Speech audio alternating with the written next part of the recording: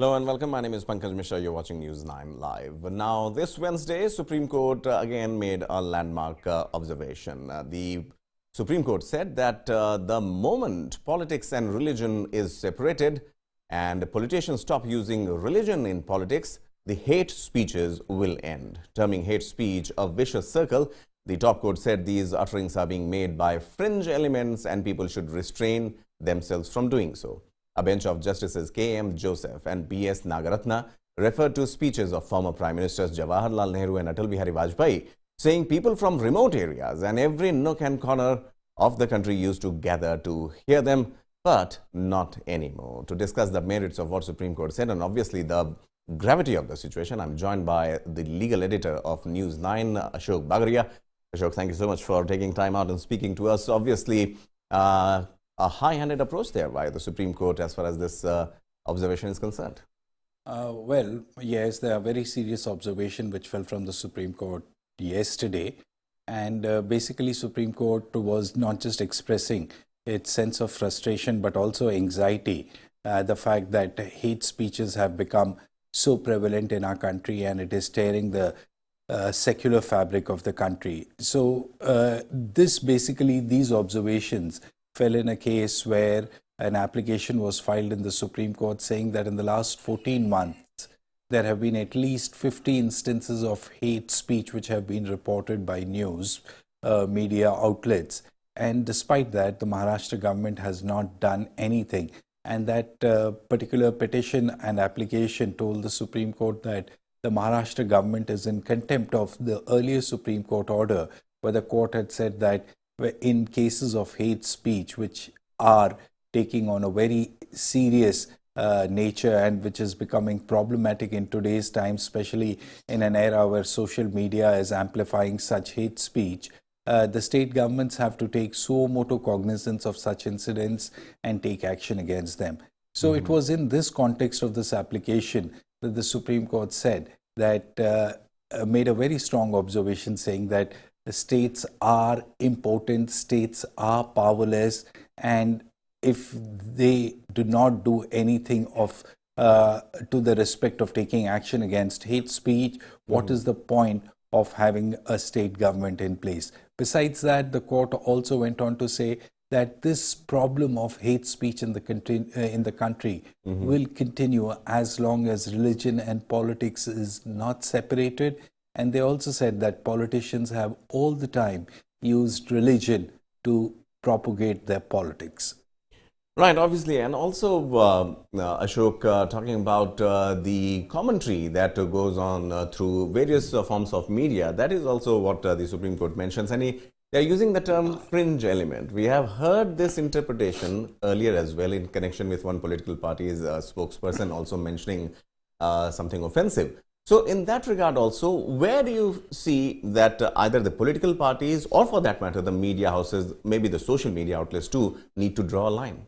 Well, that's something with which not just the Supreme Court, but also the government of the country is struggling with. Now, this is not something which can be done overnight. These are basically voices which are doing the rounds on the social media platforms. And this is the place where these voices get amplified and shared and distributed in a matter of seconds. Now, this is something which has come to the notice not just of the Supreme Court, but even the parliamentarians, where there have been debates and these issues have been raised in the parliament, urging the government of India to bring in a law to curb the hate speeches. There have also been tightening of screws with respect to social media platforms, especially Twitter, where the information technology rules 2021 have been brought in, and where there is a provision of a grievance redressal officer, a compliance officer, and other obligations which have been cast on social media platforms to curb hate speech and other offensive speeches on their platform. So it's at the end of the day, it's for these social media platforms, if they have to survive in this atmosphere, they will have to bring in some changes. The government too needs to step in to curb such noises which are happening on these platforms. Right, Ashok, also help us understand, well, hate speech in this regard, Supreme Court was referring to the politics mixing with religion and vice versa. In terms of incidents where, say, Rahul Gandhi, for that matter, using the surname which caused him the defamation case also, and now he has been suspended from the parliament. In that regard, or for that matter, an Amritpal releasing a video and mocking the police, or maybe taking potshot on a particular community, do you believe that freedom of expression and hate speech minus religion, is there a gray area where these the problem starts, and maybe the authorities are also not able to pinpoint the exact problem?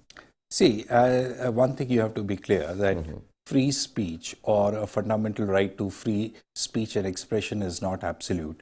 There are reasonable restrictions which a state can impose in the interest of law and order and security of the nation.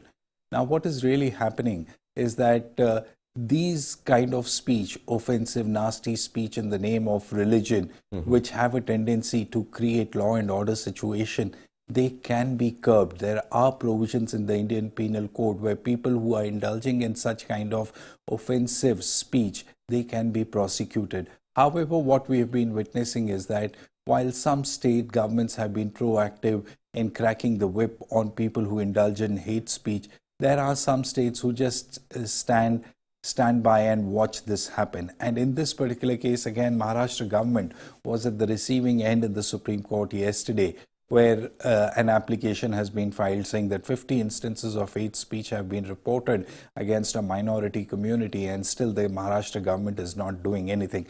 However, the Supreme Court has said that we are just putting the Maharashtra government on notice, and on April 17th, when we take up the matter again, the Maharashtra government will be an obligation to tell this court as to what steps they have taken in these 50 incidents, what FIRs have been filed, how many people have been arrested, and so on and so forth.